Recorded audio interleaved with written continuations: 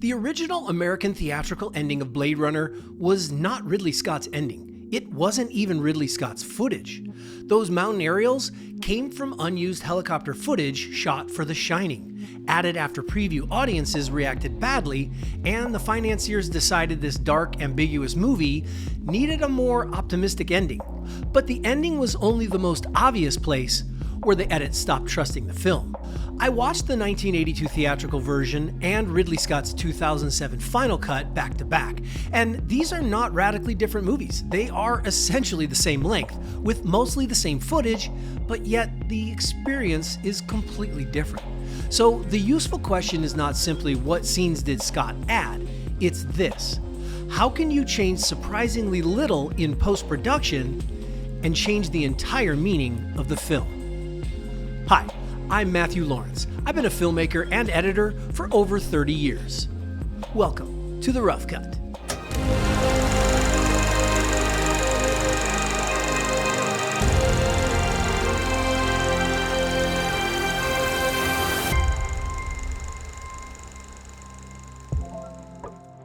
The financiers behind Blade Runner had a legitimate problem.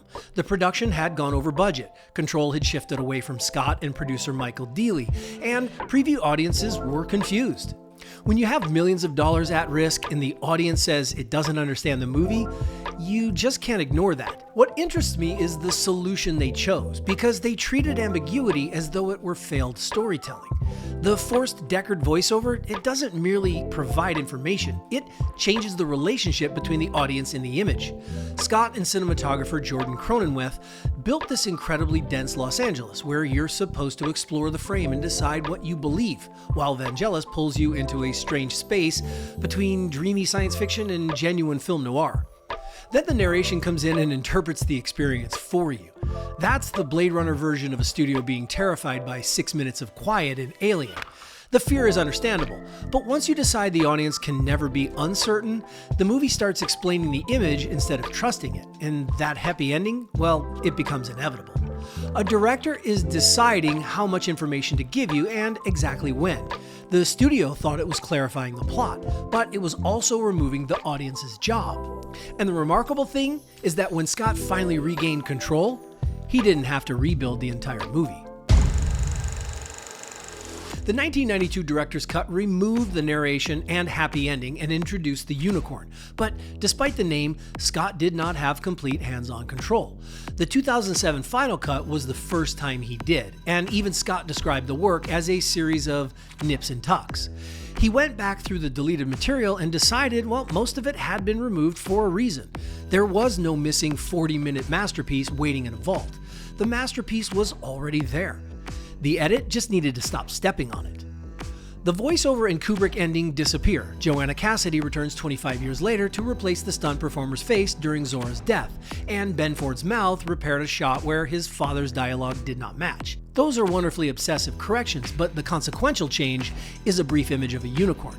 If this unicorn is something Deckard has seen privately inside his own mind, well, then how does Gaff know about it? Deckard has already done essentially the same thing to Rachel.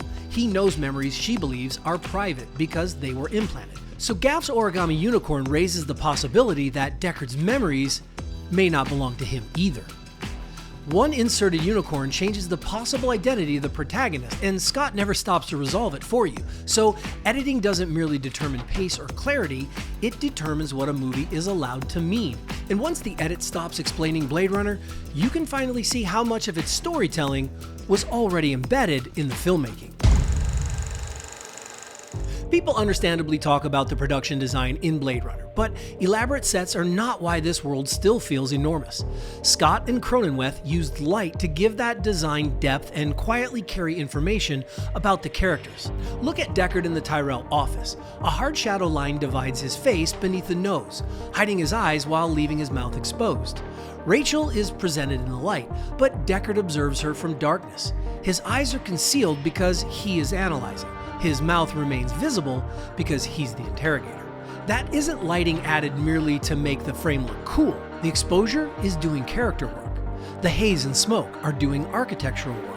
Smoke turns a pool of illumination into a physical beam, so light can slice through a room and separate planes, suggesting space beyond the walls. You don't simply see where the light falls, you see the path it takes through the world. This is where modern sharpness can fool us. A cleaner image is not automatically a more sophisticated image, and showing everything can flatten a frame if the filmmaker hasn't decided what should be visible and what should disappear into darkness. Blade Runner is full of detail, but Scott does not confuse detail with visibility. He uses darkness to control the information, and that restraint is one of the reasons the world feels larger than the part we can actually see. Watching the final cut on an 85-inch OLED, I kept wondering why an effects-heavy movie from 1982 could look better than some movies being made now. The 4K restoration didn't somehow modernize Blade Runner. It revealed how much quality the filmmakers had put into the source when making it.